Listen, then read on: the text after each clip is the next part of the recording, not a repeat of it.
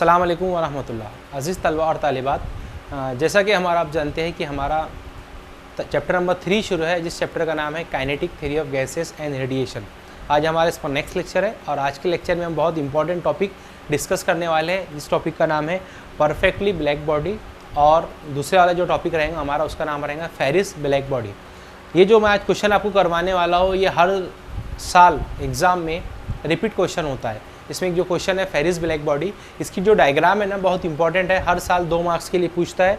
और अगर डायग्राम के साथ में डिस्क्रिप्शन अगर आता है तो ये मिलाकर क्वेश्चन 3 मार्क्स का बनेगा। ठीक है, तो आज का लेक्चर बहुत इंपॉर्टेंट है। आज का लेक्चर अगर हमें समझना है तो सबसे पहले हमने जो इसके प्रीवियस वाला जो लेक्चर था, तो वो लेक्चर में जो मैंने आपको लास्ट वाला टॉपिक करवाया था वो हमको समझना बहुत ज़्यादा ज़रूरी है।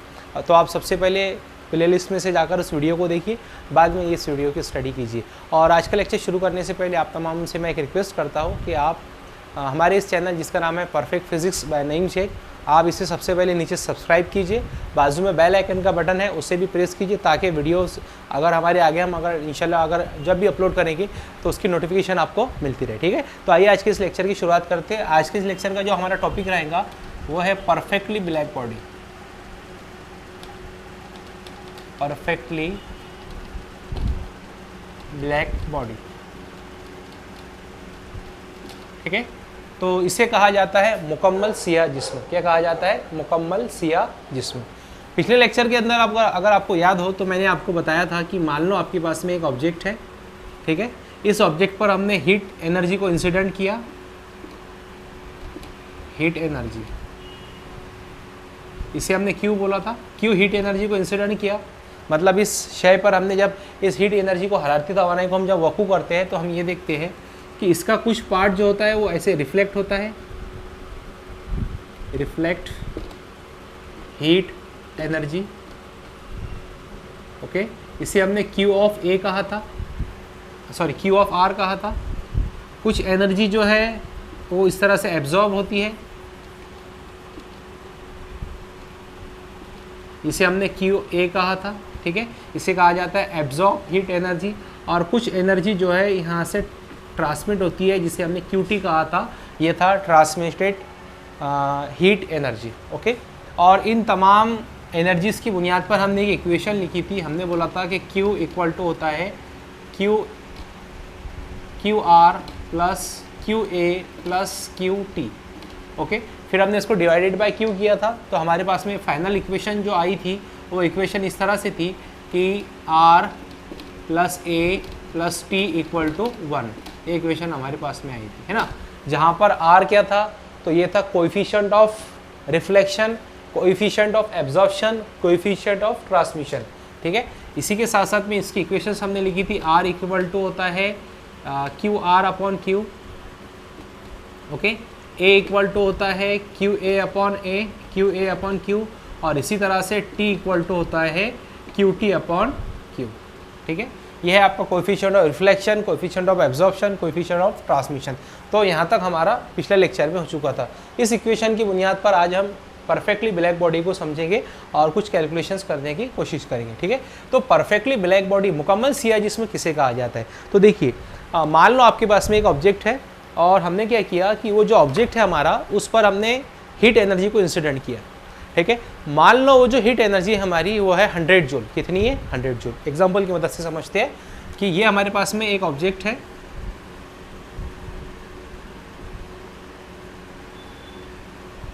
ओके। ये हमारा ऑब्जेक्ट है, ठीक है। हमने क्या किया, इस ऑब्जेक्ट पर हीट एनर्जी को इंसिडेंट किया, ऐसे इंसिडेंट हीट एनर्जी, ठीक है। हमने यहाँ से हीट एनर्जी को इंसिडेंट किया इस ऑब्जेक्ट पर, तो क्या होगा, तो मान लो ये जो हीट एनर्जी है ये है 10 जूल। कितनी है? 10 जूल की एनर्जी को हमने यहाँ पर वकू किया, इंसिडेंट किया। तो ये होगा कि जब हम यहाँ पर हीट एनर्जी को इंसिडेंट करते हैं तो ये ऑब्जेक्ट क्या करता है, पूरी वकू की गई तवानाई को, हरारती तवानाई को, यानी कि जितनी हीट एनर्जी हमने यहाँ पर इंसिडेंट किए पूरी की पूरी हीट एनर्जी को क्या करता है, अपने अंदर एब्जॉर्ब कर लेता है। क्या कर लेता है, अपने अंदर एब्जॉर्ब। यहाँ से हमने Q को इंसिडेंट किया था, इसने क्या किया, QA ने पूरी पूरी हीट एनर्जी को अपने अंदर एब्जॉर्ब कर लिया। इस ऑब्जेक्ट ने क्या किया कि जितनी हीट एनर्जी हमने इंसिडेंट की उतनी की उतनी हीट एनर्जी को अपने अंदर एब्जॉर्ब किया। हमने यहाँ से कितनी इंसिडेंट की थी, 100 जूल, इसने यहाँ पर कितनी एब्जॉर्ब किया, 100 जूल। ठीक है, इसका मतलब ये है कि ये ऑब्जेक्ट जो है जितनी तवानाई को, हरारती तवानाई को हम वकू कर रहे हैं, पूरी की पूरी हरारती तवानाई को अपने अंदर जज्ब कर ले रहा है। तो इस किस्म की जिस्म को हम कहते हैं मुकम्मल सिया जिस्म, परफेक्टली ब्लैक बॉडी। ऐसा जिस्म जो मुकम्मल तौर पर वकू की गई हरारती तवानाई को जज्ब कर लेता है, ऐसे जिस्म को कहा जाता है मुकम्मल सिया जिस्म, परफेक्टली ब्लैक बॉडी। देखिए बच्चों हमने यहाँ से 100 जूल को इंसिडेंट किया, इसने क्या किया, पूरी की पूरी 100 जूल को अपने अंदर एब्जॉर्ब कर लिया। यहाँ पर किसी किस्म का रिफ्लेक्शन भी नहीं हुआ, ना ही इसमें ट्रांसमिशन हुआ। ठीक है, मतलब यहाँ पर रिफ्लेक्टेड और ट्रांसमिटेड जो एनर्जी है वो ज़ीरो है।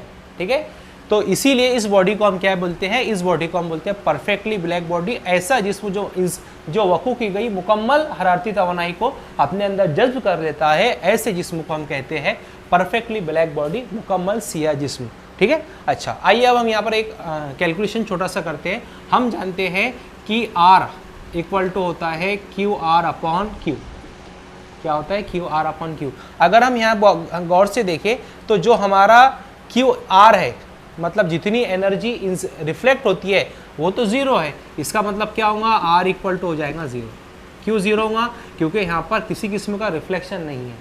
Is it clear?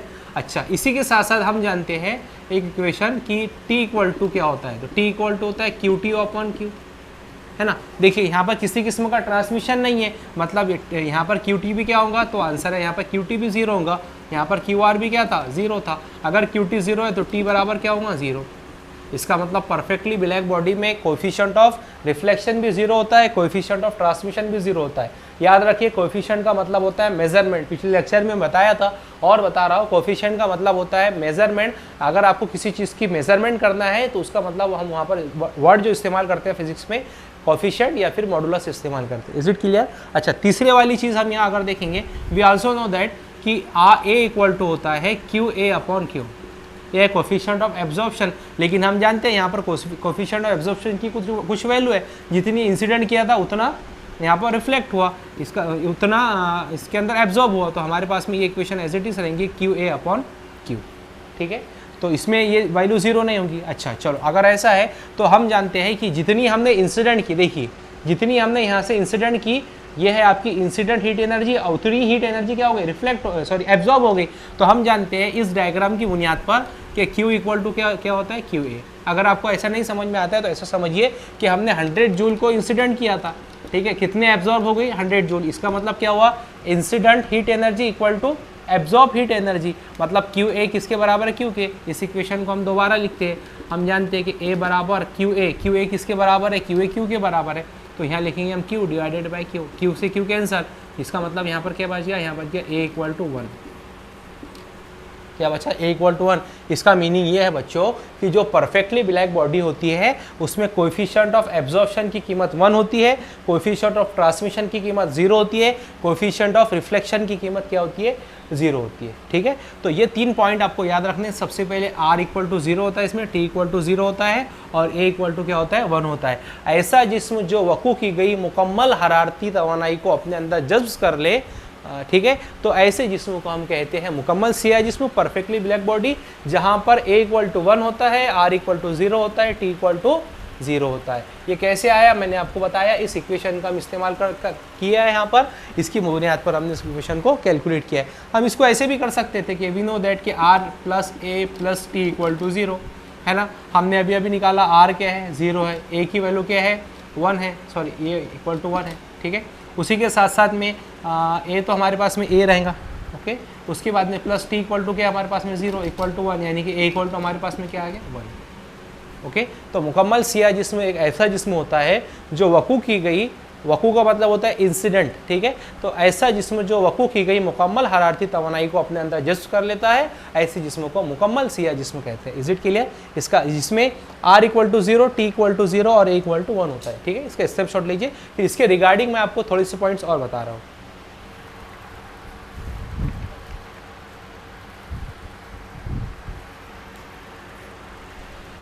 ब्लैक। कुछ ऑब्जेक्ट ऐसे होते हैं जो हमको ग्रीन दिखाई देते हैं, कुछ ऑब्जेक्ट ऐसे होते हैं जो हमको रेड दिखाई देते हैं। जैसे अगर आप ये वॉल देखोगे तो आपको ये रेड दिखाई दे रही, बोर्ड देखोगे तो ब्लैक दिखाई दे रहा है। अगर मेरे बालों बोर्ड देखोगे तो वाइट दिखाई दे रहा है। अगर आप मेरे बालों को देखोगे तो आपको ब्लैक दिखाई दे रहा है, ठीक है। तो अगर आप इस पेन को देखोगे तो ये भी ब्लैक है। इसमें एक मखसूस कलर देखोगे तो ये आपको ब्लैक, यहाँ पर रेड दिखाई दे रहा है, ठीक है। उसी के साथ साथ में यहाँ पर आपको एक येलो कलर दिखाई दे रहा है। तो ये अलग अलग कलर है, ये आपको क्यों दिखाई देते हैं मैं थोड़ा सा इसके ताल्लुक से आपको बता देता हूँ। मान लो आपके पास में हम यहाँ पर 4 ऑब्जेक्ट लेते हैं। ये ऑब्जेक्ट है पूरी तरह से वाइट, ठीक है। दूसरा ऑब्जेक्ट है जो पूरी तरह से ब्लैक है। तीसरा ऑब्जेक्ट है जो ग्रीन है, और चौथा ऑब्जेक्ट है जो रेड है। 4 ऑब्जेक्ट है। अब ये हमको वाइट, ब्लैक, ग्रीन और रेड क्यों दिखाई देते तो मैं आपको बताता हूँ। मान लो ये इस ऑब्जेक्ट पर हमने लाइट को इंसिडेंट किया, और ये जो लाइट है ये विजिबल लाइट है। विजिबल लाइट मतलब इसमें 7 कलर मौजूद है ना। तो हमने क्या किया, इस पर विजिबल लाइट को इंसिडेंट किया। तो जब हम यहाँ पर इस ऑब्जेक्ट पर जब विजिबल लाइट को इंसिडेंट करते हैं तो हम ये देखते हैं कि ये पूरी की पूरी लाइट को क्या करती है, पूरी की पूरी लाइट की जो वेवलेंथ होती है उसको रिफ्लेक्ट कर देती है। क्या कर देती है, रिफ्लेक्ट कर देती है। इसीलिए ये जिस्म हमको क्या दिखाई देता है, तो आंसर है इसीलिए जिस्म हमको वाइट दिखाई देता है, सफ़ेद दिखाई देता है। मतलब जो ऑब्जेक्ट जिस वेवलेंथ की लाइट को रिफ्लेक्ट करेगा वो ऑब्जेक्ट उस कलर का दिखाई देगा। लिहाजा यहाँ पर विजिबल लाइट है, विजिबल लाइट ने क्या किया, सबकी सब लाइट को रिफ्लेक्ट कर दिया। विजिबल लाइट में जितने भी कलर्स होते हैं तमाम के तमाम कलर्स की वेवलेंथ को रिफ्लेक्ट कर दिया। इसीलिए हमको जो ऑब्जेक्ट होता है वो वाइट दिखाई देता है। क्यों? क्योंकि जितनी लाइट विजिबल लाइट हम इस पर इंसिडेंट करते हैं उतनी की उतनी ये रिफ्लेक्ट कर देता है, इसीलिए हमको वाइट दिखाई देता है। आइए ब्लैक पर चलते हैं। फिर से हमने ब्लैक पर क्या किया, अभी हमको नहीं पता था ये कौन सा कलर है, हमने क्या किया, इस पर फिर से विजिबल लाइट को इंसिडेंट किया। ठीक है, ये विजिबल लाइट है, हमने यहाँ पर इंसिडेंट किया। तो ब्लैक बॉडी क्या करती है, पूरी की पूरी इंसिडेंट की गई लाइट्स को अपने अंदर एब्जॉर्ब कर लेता है, ठीक है, जस्ट कर लेता है, और इसके अंदर जो रिफ्लेक्शन का अमल होता है वो 0 होता है। मतलब किसी भी किस्म की वेवलेंथ की लाइट को रिफ्लेक्ट नहीं करती, इसीलिए ये बॉडी हमको अपीयर्स ब्लैक दिखाई देती है। कैसी दिखाई देती है, ब्लैक क्योंकि यहाँ पर किसी भी कोई भी वेवलेंथ वाली लाइट को ये रिफ्लेक्ट नहीं कर सकती। फिर हमने इस ऑब्जेक्ट पर एक लाइट को, विजिबल लाइट को इंसिडेंट किया, या वाइट लाइट को भी कह सकते हैं, वाइट लाइट को हमने यहाँ पर इंसिडेंट किया। तो क्या होता है कि ये ऑब्जेक्ट क्या करता है, अपने अंदर से ग्रीन वेवलेंथ वाली लाइट को, वेवलेंथ मतलब तूले मौज, ये अपने अंदर से ग्रीन वेवलेंथ वाली लाइट को रिफ्लेक्ट करता है, जिसकी वजह से ये ऑब्जेक्ट हमें कैसा दिखाई देता है, तो आंसर है ये ऑब्जेक्ट हमें ग्रीन दिखाई देता है। यहाँ से कौन सी कलर की कौन सी वेवलेंथ वाली लाइट रिफ्लेक्ट हुई है, तो आंसर है ग्रीन वाली, इसीलिए हमें ग्रीन दिखाई दे रहा है। ठीक है, आइए इस लाइट पर आते हैं। फिर से हमने यहाँ पर एक वाइट लाइट को इंसिडेंट किया, या विजिबल लाइट को, विजिबल लाइट को हमने यहाँ पर इंसिडेंट किया। तो ये ऑब्जेक्ट क्या करता है, अपने अंदर से रेड कलर वेवलेंथ वाली लाइट को क्या करता है, अपने अंदर से रिफ्लेक्ट कर देता है, इसीलिए ये ऑब्जेक्ट आपको कैसे दिखाई देता है, तो आंसर है ये ऑब्जेक्ट आपको रेड। देखिए यहाँ पर रेड वेवलेंथ वाली लाइट को यहाँ से रिफ्लेक्ट किया गया, इसलिए रेड दिखाई दे रहा है। यहाँ पर ग्रीन वाली, इसलिए ग्रीन दिखाई दे रहा है। यहाँ पर तमाम लाइट्स रिफ्लेक्ट हो गई, इसका मतलब ये वाइट है, और यहाँ पर कोई भी रिफ्लेक्शन नहीं, इसका मतलब 0 है। तो ये वजह है कि अलग अलग ऑब्जेक्ट हमें अलग अलग कलर में क्यों दिखाई देते हैं। जो ऑब्जेक्ट जिस कलर की वेवलेंथ वाली लाइट को रिफ्लेक्ट करेगा, वो ऑब्जेक्ट उसी कलर का आपको दिखाई देगा। ठीक है, ये हो गया आपके पास में कलर्स का कॉम्बिनेशन। ऑब्जेक्ट है, ये हमारे पास में एक ऑब्जेक्ट है, और ये हमारे पास में दूसरा ऑब्जेक्ट है। ठीक है, हमने क्या किया, इस ऑब्जेक्ट पर सिल्वर का कोटिंग किया, ये सिल्वर कोटेड है। ठीक है, और ये है आपके पास में परफेक्टली ब्लैक बॉडी। 2 ऑब्जेक्ट है, इस ऑब्जेक्ट पर सिल्वर का हमने कोटिंग किया, और वो वाला जो ऑब्जेक्ट है वो हमारा परफेक्टली ब्लैक बॉडी है, या हम इसे वेल पॉलिश भी बोलेंगे, वेल पॉलिश्ड ऑब्जेक्ट। और ये है आपका perfectly black body, perfectly black body, ये वेल पॉलिश्ड ऑब्जेक्ट है, ये परफेक्टली ब्लैक बॉडी है। आप यहाँ पर ऑब्जेक्ट भी यहाँ पर आप ऑब्जेक्ट भी इस्तेमाल कर सकते हो, यहाँ बॉडी भी इस्तेमाल कर सकते हो। ठीक है, अब सुनो क्या होता है। ये ऑब्जेक्ट है, हमने क्या किया, इस पर हीट एनर्जी को इंसिडेंट किया। ठीक है, तो जब हम इस ऑब्जेक्ट पर मतलब जो सिल्वर कोटेड होता है उस पर अगर हीट एनर्जी Q को हम इंसिडेंट करते हैं, मान लो Q इक्वल टू यहाँ पर 100 जूल, कितना है यहाँ, मतलब जो इंसिडेंट हीट एनर्जी है वो कितनी है, वकू पजीर हरारती तवानाई कितनी है, 100 जूल की है, 100 जूल की है। तो हमने सिल्वर कोटेड ऑब्जेक्ट पर इसको इंसिडेंट किया, तो होता ये बच्चों कि ये क्या करता है, अपने अंदर से 90%, सिर्फ एक मैं रेशो आपको बता रहा हूँ, तकरीबन 90% जो इंसिडेंट हीट होती है उसको रिफ्लेक्ट कर देता है। मतलब यहाँ से 90 जूल को ये अपने अंदर से रिफ्लेक्ट कर देता है और सिर्फ 10 जूल की एनर्जी को अपने अंदर एब्जॉर्ब करता है। मतलब Q ऑफ A कितना होगा यहाँ पर, Q ऑफ A होगा 10 जूल। इधर लिखता हूँ मैं, Q ऑफ A कितना है यहाँ पर, 10 जूल। देखिए क्या हुआ कि सिल्वर कोटेड ऑब्जेक्ट था, हमने इस पर 100 जूल की हीट एनर्जी को इंसिडेंट किया, इसमें से 90 जो है हीट एनर्जी वो रिफ्लेक्ट हो गई, मतलब इसने उसको एक्सेप्ट ही नहीं किया, सिर्फ इसने 10 जूल हीट एनर्जी को अपने अंदर एक्सेप्ट किया। इसका मतलब ये हुआ कि अगर किसी सिल्वर ऑब्जेक्ट पर हम हीट एनर्जी को इंसिडेंट करते हैं तो ज़्यादा मिकदार में ये एनर्जी को रिफ्लेक्ट कर देता है, उसको एक्सेप्ट नहीं करता, इस ऑब्जेक्ट में अंदर आने नहीं देता। सिर्फ ये 10 यहाँ पर 10 जूल जो ही है, बताने का मतलब यह है कि 100 का 10% जो है सिर्फ यहाँ पर एब्जॉर्ब हुआ है और 90% जो है 90% जो है वो रिफ्लेक्ट हुआ है। यही वजह है कि कुछ ऑब्जेक्ट आपको ऐसे मिलेंगे जो वेल पॉलिश्ड होते हैं, जिस पर सिल्वर की पॉलिश की जाती है। अगर आप हीट एनर्जी का इफेक्ट नहीं चाहते हो तो हम उस ऑब्जेक्ट को क्या करते हैं, वेल पॉलिश करते हैं, यही रीज़न है। ठीक है, तो यहाँ पर आपको एक बात और समझना ज़रूरी है कि जो मतलब जब हमने इस पर इंसिडेंट किया लाइट को, तो ये जो रिफ्लेक्ट हुई है ना, सॉरी हीट एनर्जी जब रिफ्लेक्ट हुई तो बैड यहाँ पर क्या हुआ कि जो एनर्जी है वो सिर्फ 10 जूल ही अंदर एब्जॉर्ब हुई है, 90% इसके अंदर रिफ्लेक्ट हुई है। ठीक है, अब आइए इस पर परफेक्टली ब्लैक बॉडी पर क्या होगा। मान लो हमने यहाँ से heat energy Q equal to 100 joule को इंसिडेंट किया। ठीक है, परफेक्टली ब्लैक बॉडी है, वेल पॉलिश नहीं है। ये वेल पॉलिश में क्या हुआ कि 90 रिफ्लेक्ट हो गई, 10 ही एब्जॉर्ब हुई। अब हमने क्या किया, परफेक्टली ब्लैक बॉडी पर 100 जूल हीट एनर्जी को इंसिडेंट किया। तो इसमें क्या होता है बच्चों, इसमें जो होता है कि जो 90% इसका जो हिस्सा होता है वो QA होता है। QA इक्वल टू कितना होगा यहाँ पर, 90। मतलब इसने क्या किया, वकू की गई हरारती तवानाई का 90% हिस्सा, तकरीबन 90 से 95 97 तक। एक मैं आपको आगे बताने वाला हूँ लैम्प करके, जो हमारा एग्जाम्पल रहेंगी। लैम्प ब्लैक वो अपने अंदर 97% हीट एनर्जी को एब्जॉर्ब कर लेता है। तो हम सिर्फ एक रेशियो बता रहे हैं आपको कि हमने 100 जूल को इंसिडेंट किया, ये उसका 90% हिस्सा एब्जॉर्ब कर लेता है ब्लैक बॉडी, और सिर्फ 10% जो होता है इसका वो होता है रिफ्लेक्ट। क्या होता है, 10 जूल जो होती है यहाँ पर रिफ्लेक्ट होती है। देखिए अब फिर से मैं बात बता रहा हूँ, ये जो परसेंटेज मैं आपको बता रहा हूँ सिर्फ एक अंडरस्टैंडिंग के लिए बता रहा हूँ कि सिल्वर पॉलिश था, वेल पॉलिश था, 100 जूल को इंसिडेंट किया, 90 जूल रिफ्लेक्ट हो गई, सिर्फ 10 जूल ही इसने अपने अंदर समाया। ठीक है, लेकिन परफेक्टली ब्लैक बॉडी ने क्या किया, 100 जूल को इंसिडेंट किया तो 90 को अपने अंदर एब्जॉर्ब कर लिया, 10 जूल को रिफ्लेक्ट कर दिया। ये अमल यहाँ पर होता है। ठीक है, अब एक यहाँ पर बहुत इंपॉर्टेंट बात है, वो है टेम्परेचर की। देखिए दुनिया का हर ऑब्जेक्ट, हर जिस्म ये चाहता है कि वो अपने आप को ना तब्दील करे। तो जैसे मान लो ये हमारे पास में सिल्वर कोटेड ऑब्जेक्ट है, इसका जो टेम्परेचर है वो नॉर्मली मैं बताता हूँ 36 डिग्री सेल्सियस। कितना है टेम्परेचर, T इक्वल टू 36। और मान लो इसका भी T इक्वल टू इसका है 90 डिग्री सेल्सियस। ठीक है, अब क्या होगा सुनो, जब हमने इस पर मतलब 100 जूल हीट एनर्जी को इंसिडेंट किया तो ये अपने अंदर कितना एब्जॉर्ब कर रहा था, 10 जूल, और रिफ्लेक्ट कितना कर रहा था, 90। अभी इसका टेम्परेचर कितना, 36। तो जब ये 10 जूल हीट एनर्जी को अपने अंदर एब्जॉर्ब करता है तो उससे होता यह है कि इसका टेम्परेचर बढ़ने की शंका होती है। ठीक है, पॉसिबिलिटी होती है। तो जब ये 36 डिग्री सेल्सियस पर था, फिर हमने क्या किया 100 जूल को इंसिडेंट किया तो इसने 10 जूल को रिफ्लेक्ट कर 90 जूल को रिफ्लेक्ट कर दिया और 10 जूल को एब्जॉर्ब किया। उससे होता यह है कि इसका टेम्परेचर बढ़ जाता है, लेकिन ये चाहता है कि ये अपने टेम्परेचर को ना बदले, अपने टेम्परेचर को एज इट इज़ रखे।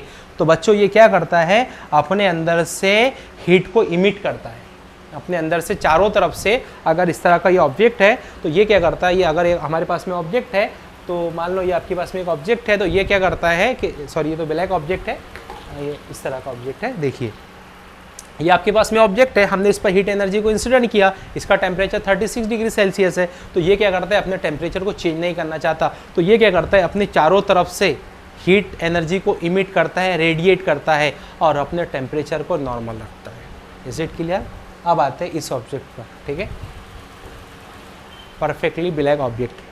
क्या हुआ, इसका टेम्परेचर 90 डिग्री सेल्सियस है, हमने हीट एनर्जी को इंसिडेंट किया तो इसमें से 10% रिफ्लेक्ट हुई, 90% एब्जॉर्ब हो गई। ये ऑब्जेक्ट चाहता है कि इसका टेम्परेचर ना तब्दील हो, एज इट इज़ टेम्परेचर रहे।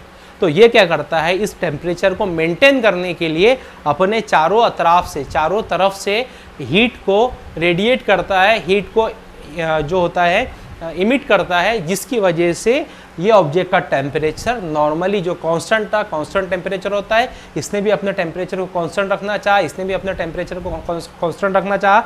तो इसके लिए ये अपने अंदर से हीट को इमिट करते हैं, रेडिएट करते हैं, जिसकी वजह से इसका टेम्परेचर मेंटेन रह पाता है। और यही वजह है कि आपने गौर किया होगा कि अगर आप ब्लैक कपड़े पहनते हैं, ब्लैक कलर के, और कहीं पर समर सीजन में अगर बाहर जाते हो, अगर बहुत ज़्यादा धूप निकली हुई है, अगर आप ब्लैक कपड़े पहनकर खड़े होते हो तो आप कहते हो कि ब्लैक कपड़ों में ज़्यादा गर्मी हो रही है। तो ब्लैक कपड़ों में ज़्यादा गर्मी इसलिए होती है कि ज़्यादा हीट को एब्जॉर्ब भी करता है और अपने टेम्परेचर को मेंटेन करने के लिए उसको इमिट भी करता है। तो जाहिर सी बात, अगर इमिट करेगा तो ये आपके बॉडी की डायरेक्शन में भी इमिट होंगे और उस हीट का एहसास आपको आपके बॉडी पर होगा। यही वजह है, कहा जाता है कि गर्मियों के मौसम में हमेशा वाइट कपड़े पहनना चाहिए, क्योंकि वाइट जो कलर होता है वो कम हीट को एब्जॉर्ब करता है और कम हीट को इमिट करता है। ठीक है, एब्जॉर्ब और इमिट की बात कर रहा हूँ मैं, रेडिएट की बात कर रहा हूँ मैं। वाइट कलर कम हीट को एब्जॉर्ब करता है और कम हीट को इमिट करता है। ठीक है, ये रेडिएट करता है। हम रिफ्लेक्शन की बात नहीं कर रहे, रिफ्लेक्ट की बात नहीं कर रहे, इमिट की बात करें, रेडिएट की बात करें। व्हाइट कलर ज़्यादा हीट को एब्जॉर्ब करता है, व्हाइट कलर कम हीट को एब्जॉर्ब करता है, और अगर एब्जॉर्प्शन भी कम है तो इमिशन भी कम होगा और कम हीट को इमिट करता है। लेकिन ब्लैक जो ऑब्जेक्ट होता है वो ज़्यादा हीट को एब्जॉर्ब करता है और ज़्यादा हीट को इमिट करता है या रेडिएट करता है। यही वजह है कि कहा जाता है कि ब्लैक कलर समर सीजन में नहीं इस्तेमाल करना चाहिए। Is it clear? तो ये थी मैंने कुछ इंपॉर्टेंट प्रॉपर्टीज़ जो आपको बताया हो ब्लैक कलर और वाइट कलर के ताल्लुक से। देखिए, आपने एक बड़ा इंपॉर्टेंट जुमला सुना होगा कि जो गुड एब्जॉर्बर होता है वो गुड इमिटर होता है। गुड एब्जॉर्बर जो होता है वो गुड इमिटर होता है। ये हमको कहाँ पर दिखाई देता है? तो आंसर है, ये हमको ब्लैक बॉडी में दिखाई देता है। क्या बोला मैंने? Good absorber. क्या इसने ये अच्छा एब्जॉर्बर था? 90% को इसने एब्जॉर्ब किया था। गुड एब्जॉर्बर जो होता है वो गुड इमिटर होता है। जाहिर सी बात है, अगर 90% अपने अंदर एब्जॉर्ब कर लेगा तो अपने टेम्परेचर को मेंटेन करने के लिए पूरी की पूरी क्या कर देगा? इमिट कर देगा। तो good absorber is a good emitter या गुड रेडिएटर। ठीक है, जो अच्छा एब्जॉर्बर होता है वो अच्छा रेडिएटर होता है, अच्छा इमिटर होता है। ये है आपका ब्लैक बॉडी वाले एग्जांपल। इसी के साथ साथ में आपने सुना होगा कि जो पुअर एब्जॉर्बर होता है वो पुअर इमिटर होता है। देखिए, ये पुअर एब्जॉर्बर था, इसने बहुत कम हीट को एब्जॉर्ब किया था, इसीलिए बहुत कम हीट को इमिट भी करता है। ठीक है, व्हाइट कलर जो होता है वो पुअर एब्जॉर्बर होता है तो पुअर इमिटर भी होता है। इसीलिए आपको व्हाइट कपड़ों में गर्मी नहीं होती है, ब्लैक कपड़ों में गर्मी ज़्यादा होती है। क्यों? क्योंकि व्हाइट कपड़े जो होते हैं वो पुअर एब्जॉर्बर होते हैं तो पुअर इमिटर भी होते हैं, लेकिन ब्लैक कपड़ा जो होता है वो गुड एब्जॉर्बर होता है तो गुड इमिटर भी होता है। ठीक है, परफेक्टली ब्लैक बॉडी में। इसी के साथ साथ में आपने सुना होगा कि जो गुड एब्जॉर्बर होता है, मतलब परफेक्टली ब्लैक बॉडी, वो पुअर रिफ्लेक्टर होता है। गुड एब्जॉर्बर, इसने बहुत ज़्यादा हीट को एब्जॉर्ब किया था, लेकिन ये गुड एब्जॉर्बर तो है, लेकिन ये पुअर रिफ्लेक्टर है। देखिए, इसने कितनी सी हीट को रिफ्लेक्ट किया। इमिटर की बात नहीं कर रहा हूं मैं, रिफ्लेक्टर की बात कर रहा हूं। Is it clear? तो गुड एब्जॉर्बर, पुअर रिफ्लेक्टर। ठीक है, इसी के साथ साथ में पुअर एब्जॉर्बर, गुड रिफ्लेक्टर। देखिए, इसने बहुत छोटी सी हीट को अपने अंदर एब्जॉर्ब किया लेकिन रिफ्लेक्ट बहुत ज्यादा किया। तो ये पुअर एब्जॉर्बर है लेकिन गुड रिफ्लेक्टर है, और ये गुड एब्जॉर्बर है और पुअर रिफ्लेक्टर है। तो ये चार बातें आपको याद रखनी है। सबसे पहले good absorber, good emitter, black body. Good absorber, good emitter. ठीक है, ब्लैक बॉडी। इसी के साथ साथ में पुअर एब्जॉर्बर, ये वाली body, silver coated body. Poor absorber जो होता है वो पुअर इमिटर होता है, ये बात भी आपको पता है। इसी के साथ साथ में गुड एब्जॉर्बर जो होता है, गुड एब्जॉर्बर ये था, पुअर रिफ्लेक्टर और पुअर एब्जॉर्बर, गुड रिफ्लेक्टर। ये चार बातें आपको याद रखनी, आपके टेक्स्ट बुक में दी गई है। तो ये था आपके पास में परफेक्टली ब्लैक बॉडी के ताल्लुक से तमाम मालूमात जो आपके टेक्स्ट बुक में है, और जो एक्स्ट्रा जो बातें जो बताई गई है वो मैं आपको समझाने के लिए बताया हूँ एग्जांपल्स। अच्छा, इसी के साथ साथ में एक बहुत इंपॉर्टेंट बात इसमें रह गई है, वो ये है कि इस दुनिया में परफेक्टली ब्लैक बॉडी का कॉन्सेप्ट, परफेक्ट ऐसी कोई बॉडी नहीं है जो परफेक्टली ब्लैक है, ब्लैक बॉडी है, ठीक है। अब आप सोचेंगे कि सर आपने पूरा इसके ताल्लुक से पढ़ाया और अब आप बोल रहे हो कि ऐसा कोई जिस्म नहीं है जो परफेक्टली ब्लैक बॉडी है। बिल्कुल बच्चों, ऐसा कोई भी ऑब्जेक्ट नहीं है जो परफेक्टली ब्लैक बॉडी होता है। सिर्फ एक लैंप, देखिए मैं इसको थोड़ा सा साफ कर देता हूँ पहले।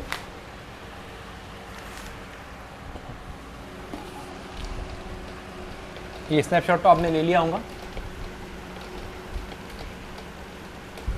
देखिए मैंने आपको क्या बोला, अभी मैंने आपको ये बोला कि कोई भी ऐसा ऑब्जेक्ट नहीं है इस दुनिया में जो परफेक्टली ब्लैक बॉडी होता है। सिर्फ और सिर्फ लैंप ब्लैक और प्लेटिनियम, लैंप ब्लैक और प्लेटिनियम ब्लैक, ये दो ऑब्जेक्ट जो होते हैं, जैसे आपको मैं बताता हूँ पहले कि लैंप ब्लैक आपने कहाँ देखा है। पुराने ज़माने में ये होता था कि जो जब लाइट जाती थी तो चिराग लगाया जाता था, लैंप लगाया जाता था। तो आज के ज़माने में तो नहीं है, अभी तो इन्वर्टर का ज़माना है। तो उसमें एक इस तरह से जो लैंप होता था उसके ऊपर ऐसे नली होती थी, ऐसे इस शेप की नली होती थी। उस नली से बाहर धुआं निकलता था। तो अगर आप वहाँ पर आपका ऐसा हाथ रखते थे 5 मिनट के लिए, हमने बहुत गेम खेला है बचपन में, जब आप इस तरह से हाथ रखते थे तो वो जो धुआं वहाँ से निकलता था तो वो यहाँ पर जम जाता था, उसकी लेयर यहाँ पर जम जाती थी। और अगर आप उसको इस तरह से करते थे तो आपको बाकायदा उसका पाउडर आपको फील होता था। उसे ही कहा जाता है लैंप ब्लैक। आप ये आपको अगर करना है, छोटा सा दिया जलाइए, अगर उसमें से धुआं निकलता है, लैंप में से बहुत अच्छे एग्जांपल होता है, लैंप के ऊपर इस तरह से हाथ रखिए या किसी सरफेस को रखिए या किसी कागज़ को रखिए, वो पूरी के पूरा जो लैंप ब्लैक है उसके ऊपर जमा हो जाता है, ठीक है। तो लैंप ब्लैक और प्लेटिनियम ब्लैक जो होता है ये अपने अंदर 97%, कितना 97% हीट एनर्जी को एब्जॉर्ब करता है। कितनी? 97% हीट एनर्जी को अपने अंदर एब्जॉर्ब करता है। कौन? सिर्फ प्लेटिनियम ब्लैक और लैंप ब्लैक। इसके अलावा कोई भी परफेक्ट ब्लैक बॉडी इस दुनिया में नहीं होती है। सिर्फ लैंप ब्लैक और प्लेटिनियम ब्लैक जो होता है वो 97% इंसिडेंट जो लाइट होती है, इंसिडेंट जो हीट एनर्जी होती है उसे अपने अंदर एब्जॉर्ब करता है। 97% मतलब जो इंसिडेंट की गई इंसिडेंट रेडिएशन है, इंसिडेंट रेडिएंट हीट जो है उसका 97% हिस्सा अपने अंदर एब्जॉर्ब कर लेता है और 3% जो होता है जो कि निग्लिजिबल होता है उसको रिफ्लेक्ट कर देता है, ठीक है। तो इस बात को आपको ख्याल रखना है कि परफेक्टली ब्लैक बॉडी की क्या एग्जांपल होंगी। तो परफेक्टली ब्लैक बॉडी की एग्जांपल होंगी लैंप ब्लैक और प्लेटिनियम ब्लैक, ठीक है। याद रखिए ये इंसिडेंट रेडिएंट का या इंसिडेंट हीट एनर्जी का कितने % हिस्सा अपने अंदर एब्जॉर्ब करता है? तो आंसर है 97% हिस्सा अपने अंदर एब्जॉर्ब करता है। 3% जो करीब निग्लिजिबल है उसको क्या करता है? रिफ्लेक्ट कर देता है, ठीक है। तो ये बात आपको ख्याल रखनी है। ये था कुछ परफेक्टली ब्लैक बॉडी के ताल्लुक से जो मैंने आपको बता दिया। अब आपके टेक्स्ट बुक में नहीं बोलना चाहिए, हर साल जो है एग्ज़ाम में बहुत इंपॉर्टेंट क्वेश्चन है फेरिस ब्लैक बॉडी, जो हर 1 साल के बाद में एग्जाम में रिपीट होता है। उसकी अगर डायग्राम अगर एग्जाम में पूछी जाती है तो वो 2 मार्क्स के लिए पूछी जाती है, और अगर डायग्राम के साथ में डिस्क्रिप्शन अगर लिखना है तो ये क्वेश्चन बहुत ही ज़्यादा इंपॉर्टेंट है बच्चों, 3 मार्क के लिए एग्जाम में पूछा जाता है। तो आपको इसके बाद अब मैं वही करवाने वाला हूँ। तो पहले आपको परफेक्टली ब्लैक बॉडी के ताल्लुक से तमाम बातें, मुझे ऐसी उम्मीद है कि मैंने डिटेल में बताया, आपको समझ आई है। अब हम आइए परफेक्ट फेरिस ब्लैक बॉडी। एक फेरी नाम का साइंटिस्ट है जिसने एक ब्लैक बॉडी बनाया। मैंने बोला ना कि ब्लैक बॉडी का कोई वजूद नहीं है, इसने कंस्ट्रक्ट किया, ठीक है, अपने यानी से एक फेरी ब्लैक बॉडी को कंस्ट्रक्ट किया और बड़ा ही दिमाग लगाकर इसे कंस्ट्रक्ट किया गया। एग्जामिनेशन पॉइंट ऑफ व्यू से बहुत ज़्यादा इंपॉर्टेंट है। एग्जाम में अगर सिर्फ डायग्राम आई तो 2 मार्क्स के लिए आएगी, अगर डिस्क्रिप्शन के साथ में आया तो 3 मार्क्स के लिए आएंगी। आइए इसको समझते हैं। हाँ, तो हमारा टॉपिक क्या है? हमारा टॉपिक है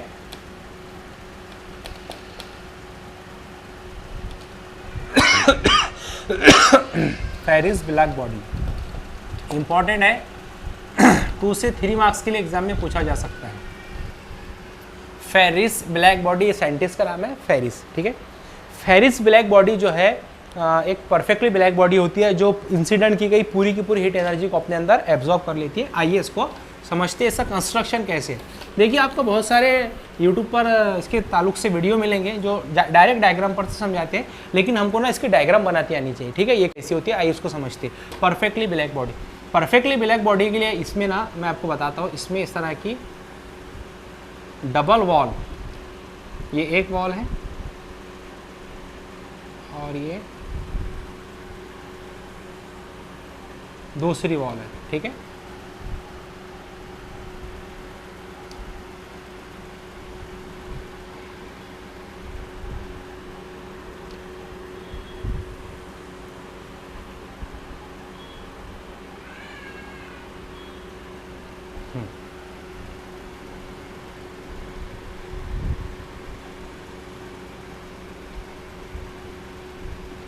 ओके हाँ, ये जो है इसे कहा जाता है double wall hollow sphere, double wall hollow sphere. इसके अंदर दो वॉल है, एक ये वाली वॉल है और एक ये इनर वाली वॉल है, ठीक है। ये जो आपको दरमियान का जो हिस्सा दिखाई दे रहा है, ठीक है, इसमें ना वैक्यूम है, ये क्या है यहाँ पर वैक्यूम। सवाल ये पैदा होता है कि सर यहाँ वैक्यूम क्यों है? वैक्यूम है तो यहाँ पर कंडक्शन और कन्वेक्शन इसके बाहर नहीं जा पाएगा, मतलब मोड ऑफ हीट ट्रांसफॉर्मेशन यहाँ पर नहीं हो पाएंगी, और हमारी जो हीट जितनी हम अंदर इंसिडेंट कर रहे हैं उतनी एज इट इज वहाँ पर बाकी रहेगी, ठीक है। अच्छा, उसी के साथ साथ में ये जो इसकी आउटर सरफेस है, मतलब जो आउटर वॉल है, इसको ना surface coated with silver polished, ठीक है। जो आउटर सरफेस है या आउटर वॉल जो होती है उस पर सिल्वर की पॉलिश की जाती है। सवाल ये पैदा होता है कि ऐसा क्यों? तो बच्चों ऐसा इसलिए, मैंने अभी अभी आपको बताया कि जब हमने सिल्वर पर हीट को इंसिडेंट किया था, हीट एनर्जी को, तो उसने 90% को रिफ्लेक्ट कर दिया था। बात समझ में आ रही? इसका मतलब यह है कि अगर हम ये चाहते हैं कि बाहर यानी कि अतराफ से जो हीट इस ऑब्जेक्ट पर इंसिडेंट होंगी उसका असर अंदर की हीट पर ना पड़े, ये अंदर ना आए, इसके लिए हम क्या कर रहे हैं, इसकी जो आउटर वॉल है उसके ऊपर सिल्वर की पॉलिश कर रहे हैं, क्योंकि सिल्वर पर हमने 100% को इंसिडेंट किया था तो 90% रिफ्लेक्ट हो गया था, सिर्फ 10% ही एब्जॉर्ब हुआ था। तो बाहर की जो हीट है अंदर ना आए, इसके लिए हमने इसको क्या किया, वेल पॉलिश किया। समझ में आ रही बात? एक एक चीज़ आपको डिटेल में मैं समझा के दे रहा हूँ, ठीक है। अच्छा, अब जो अंदर की जो वॉल है इसकी, ये वाली इनर सरफेस जो है, इस पर बच्चों surface coated with lamp black, ठीक है। जो अंदर की जो सरफेस होती है, ये वाली जो वॉल होती है, इसके जो अंदर का हिस्सा होता है उसका जो सरफेस होता है कोटेड विथ लैम्प ब्लैक, मतलब अंदर का जो हिस्सा होता है वो लैम्प ब्लैक से कोटेड किया जाता है। फिर से वही सवाल, ऐसा क्यों? ऐसा इसलिए क्योंकि आप सभी को मैंने अभी अभी बताया कि लैम्प ब्लैक जो होता है वो इंसिडेंट किए गए हीट एनर्जी का 97% हिस्सा क्या करता है, अपने अंदर एब्जॉर्ब कर लेता है। हम ये चाहते हैं कि जितनी हीट हम यहाँ से इंसिडेंट करें पूरी की पूरी अंदर एब्जॉर्ब हो जाए और हमें परफेक्टली ब्लैक बॉडी मिल जाए। इसीलिए हम क्या कर रहे हैं कि अंदर का जो हिस्सा है उसको surface coated with lamp black से क्या कर रहे हैं, पॉलिश कर रहे हैं, जो हमारे पूरी की पूरी हीट एनर्जी को क्या करेगा, एब्जॉर्ब कर लेगा, ठीक है। तो दो चीज़ें तो यहाँ पर हो चुकी है। तीसरी बात क्या है समझिए। चलो ये डबल वॉल भी हो गया, सिल्वर पॉलिश भी हो गया, लैम्प ब्लैक भी हो गया। हाँ, अब हमने क्या किया, सुनो बच्चों, ये आपके पास में एक सुराख है, एक होल है, ये बात भी आप उसमें लिख सकते हो, ठीक है। अब ये हुआ कि जो हम यहाँ से हीट एनर्जी को इंसिडेंट कर रहे हैं, ये हमारे पास में इंसिडेंट हीट एनर्जी,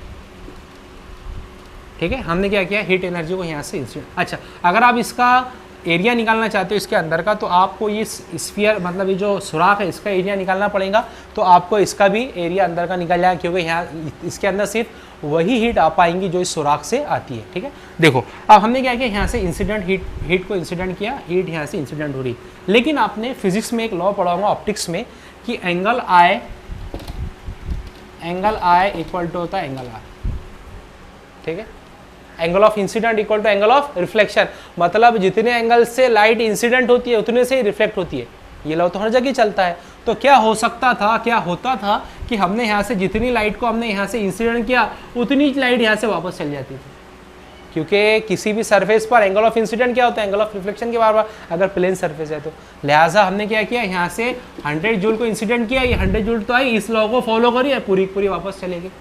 हम ऐसा नहीं चाहते, हम क्या चाहते हैं, हम ये चाहते हैं कि जितनी लाइट हम यहाँ पर, जितनी हीट एनर्जी यहाँ पर इंसिडेंट कर रहे हैं पूरी की पूरी अंदर एब्जॉर्ब हो जाए। तो उसके लिए इन्होंने क्या किया, फेरी ने एक बहुत ही इंपॉर्टेंट काम किया। वो काम ये किया कि यहाँ पर ऐसे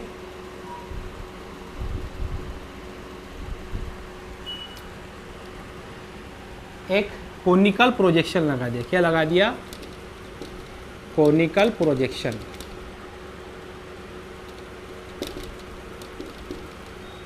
ठीक है, इस कोनिकल प्रोजेक्शन का काम क्या है, इस कोनिकल प्रोजेक्शन का काम ये है कि इस लॉ को ये वैलिड नहीं होने देगा, मतलब जितनी हीट अंदर आएंगी ना उसको वो बाहर नहीं जाने देगा। ये है कोनिकल प्रोजेक्शन का काम। अब सुनो क्या होता है, हमने क्या किया, यहाँ से हीट एनर्जी को इंसिडेंट किया तो ये क्या करता है, कोनिकल पेंडुलम इसकी डायरेक्शन को चेंज कर देता है। ये हमारे पास में इंसिडेंट हीट है, तो जब हम यहाँ से हीट को इंसिडेंट करते, इसके ऊपर क्या है, कोटेड विथ लैम्प ब्लैक है। ठीक है, जब हमने यहाँ से इसको इंसिडेंट किया तो इसने 97 को अपने अंदर एब्जॉर्ब कर लिया और जो बचा हुआ था उसकी डायरेक्शन को ऐसे बदला दिया। ऐसे रिफ्लेक्शन का, फर्स्ट रिफ्लेक्शन का अमल हुआ, तो फर्स्ट रिफ्लेक्शन के दौरान में 97% इसका जो हिस्सा है वो ऐसे रिफ्लेक्ट हो गया। फिर ये यहाँ पर आकर इंसिडेंट होता है। ठीक है, फिर जो बचा हुआ है उसका जो 97 है वो यहाँ पर एब्जॉर्ब होता है, फिर ये ऐसे रिफ्लेक्ट होता है। ठीक है, यहाँ पर मतलब दूसरा रिफ्लेक्शन हुआ, फिर जो बचा हुआ हिस्सा है उसमें का 97% फिर ऐसे रिफ्लेक्ट होता। ठीक है, 1 2 3 रिफ्लेक्शन हो चुके हैं, फिर जो बचा हुआ जो थोड़ा सा है उसका 97 ऐसे रिफ्लेक्ट होता है और पूरी की पूरी जो इंसिडेंट हीट है, जो 100 जूल हमने अंदर इंसिडेंट की थी, पूरी की पूरी जो हीट है वो अंदर एब्जॉर्ब हो जाती है और ये बॉडी बन जाती है परफेक्टली ब्लैक बॉडी, मुकम्मल सियाह जिस्म। ठीक है, तो ये है आपके पास में फेरिस ब्लैक बॉडी। अगर एग्जाम में आया तो ये क्वेश्चन 2 मार्क्स के लिए डायग्राम आएंगी, जो डायग्राम मैंने आपको बड़ी सिंपल सी डायग्राम है, 100 जूल यहाँ से मिटा दीजिए। तो अगर एग्जाम में आया तो 2 मार्क्स के लिए आएगा सिर्फ डायग्राम, अगर डिस्क्रिप्शन आया तो डिस्क्रिप्शन मिलाकर 3 मार्क्स के लिए। तो डायग्राम और डिस्क्रिप्शन मैंने आपको दोनों बता चुका हूँ। ये है आपके पास में परफेक्टली ब्लैक बॉडी। ठीक है, तो इसके ताल्लुक से मैं आपको एक बात और बता दूं परफेक्टली ब्लैक बॉडी के ताल्लुक से, कि जैसा परफेक्टली ब्लैक बॉडी जो है, जो बनाई हुई है, ये किसकी मदद से बनाई है, फेरिस ब्लैक बॉडी, फेरिस की मदद से, इसीलिए इसे क्या कहा जाता है, परफेक्टली ब्लैक बॉडी, जिसकी डायग्राम और मतलब जो कंस्ट्रक्शन वर्किंग सब मैंने आपके सामने बता दिया हो।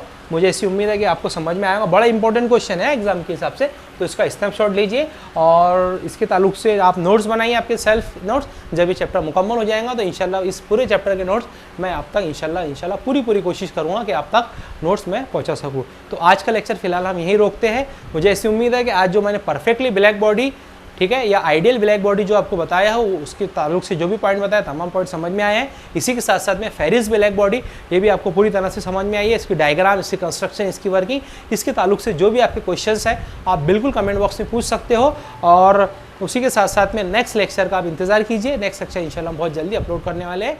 आज के लिए इतने काफ़ी है। अस्सलाम वालेकुम व रहमतुल्लाह।